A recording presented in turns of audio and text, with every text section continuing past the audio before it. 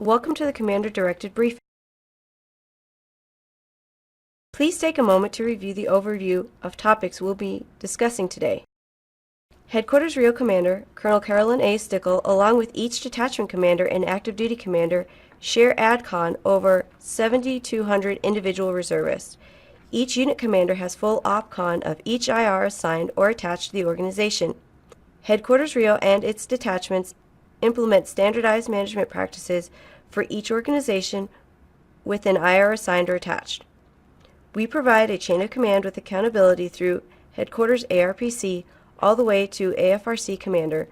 The integration cell supports the active duty through training and education regarding IR management and total force integration. Our mission and vision clearly define the purpose of the individual reservist. Together, the Headquarters RIO Commander and active duty commanders must ensure our IR populace is ready for the call to meet Air Force and combatant commander requirements. Air Force Organizational Structure follows specific management principles outlined in AFI 38-101. The intent of this slide is to give you a visual of how and where the Air Force Reserve Command fits into this structure. AFRC is one of the 10 major commands, broken down into 3 NAFs and 2 NAF equivalents. AFRC has shared ADCON as well as vested interest in each IR and active duty MAJCOM. Air Reserve Personnel Center, or ARPC, is a NAF equivalent falling directly under AFRC. Headquarters Readiness and Integration Organization is a wing equivalent falling directly under ARPC. All IRs fall under Headquarters RIO. We are made up of 7 detachments, 8 operating locations, and our headquarters. Each IR is assigned and attached to one of these detachments. The assigned active duty MAJCOM determines the servicing detachment. Here is a layout of geographic locations for each detachment and operating location. The current state and listed evaluations are due biannually, while officer evaluations are due annually. The next slide shows the static closeout date implementation plan for reserve and listed reports. Static closeout dates are being phased in slowly. Currently, commanders may request a 59-day extension to the closeout of reports due to fitness failure. The approval authority is AFRC A1 for all IRs. The 59-day extension will also be phased out as the Air Force continues to implement static closeout dates. The URC should coordinate with the applicable detachment if there are any questions or concerns regarding the 59-day extension guidance. The timetable for reserve enlisted evaluation closeout dates has been posted in MyPERS. Under the new system, change of rater reports will no longer be required for enlisted personnel. Supervisors are now encouraged to use the Air Force Form 77 to document all previous accomplishments as we continue to phase in the new forms. Again, the Air Force has now implemented the new Air Force Form 912 for all Chief Master Sergeant evaluations.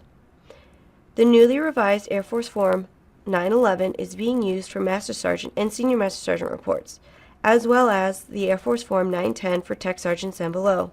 The feedback program has changed hand in hand with the new evaluation system. Guidance for officers will be provided in the near future.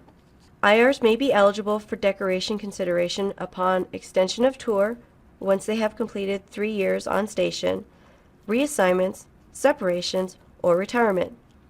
The decoration process mirrors the active duty.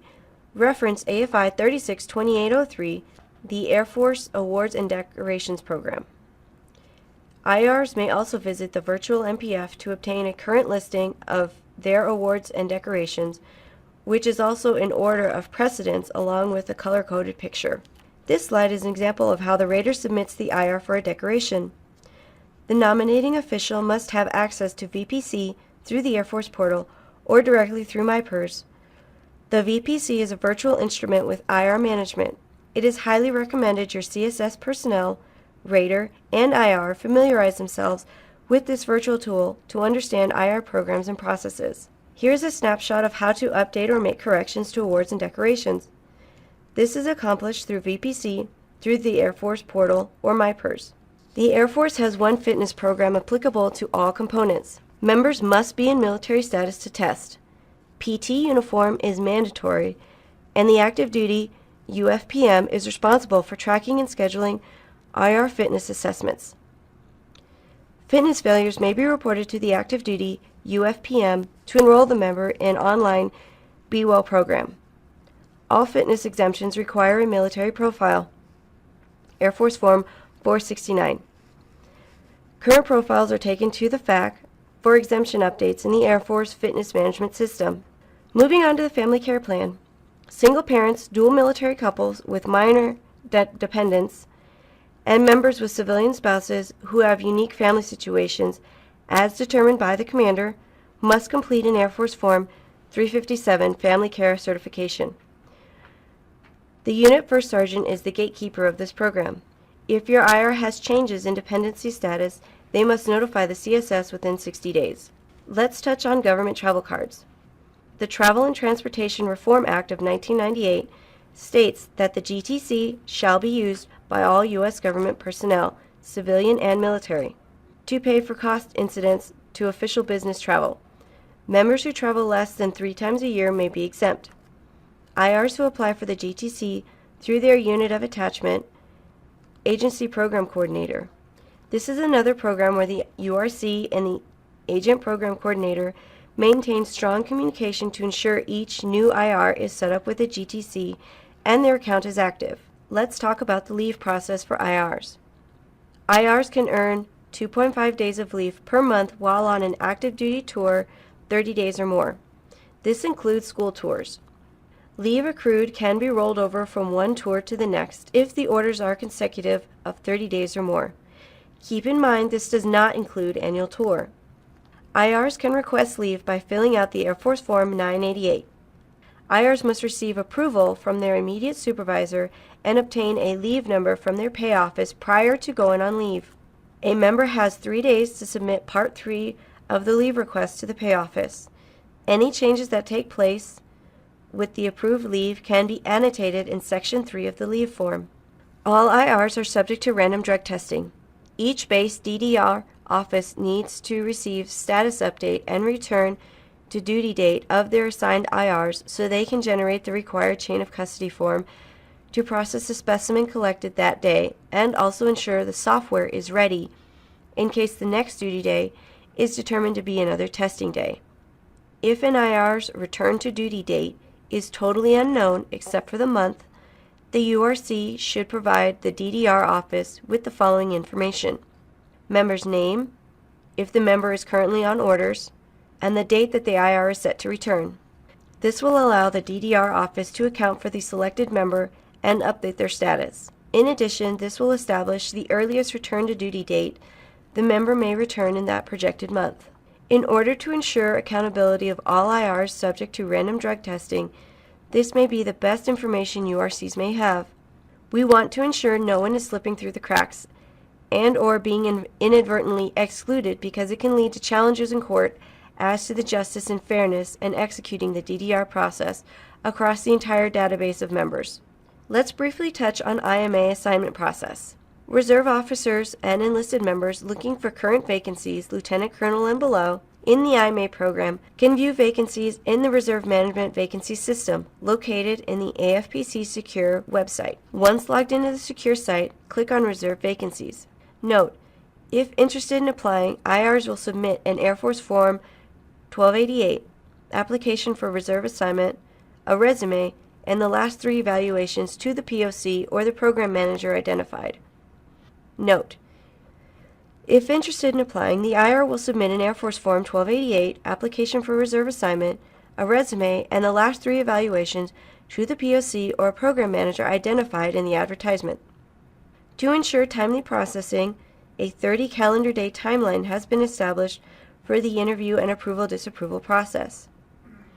If a decision has not been reached, detachments may return applications and re-advertise the position.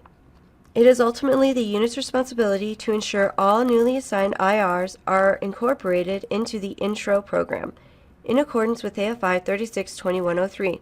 A unit welcome letter should be sent to each new member by the unit reserve coordinator. Upon arrival, newly assigned members will in-process using their unit in-processing checklist.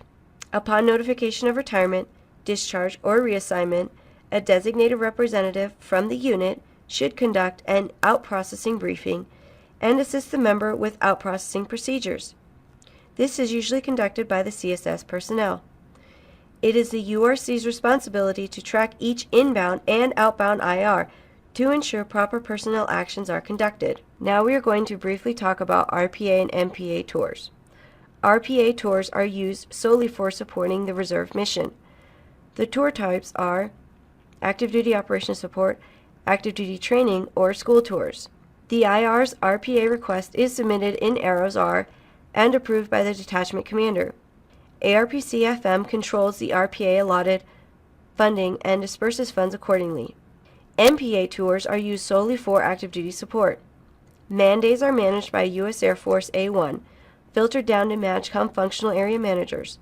If the mission dictates a requirement for additional active duty support, the IR will contact their MAJCOM functional area manager. He or she will input a man-day request in M4S for authorization. If the commander or resource advisor requires assistance understanding the man-day allotment, they will contact the MAJCOM FAM for further assistance.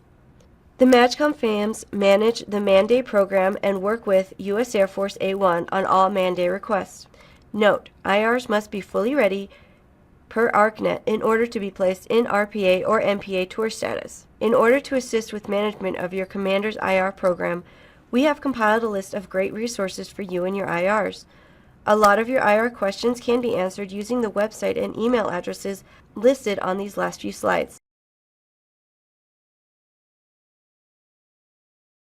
If you have any questions, please send your comments and suggestions to the Headquarters RIO Integration Workflow box or via MyPERS. Thank you for your time and participation.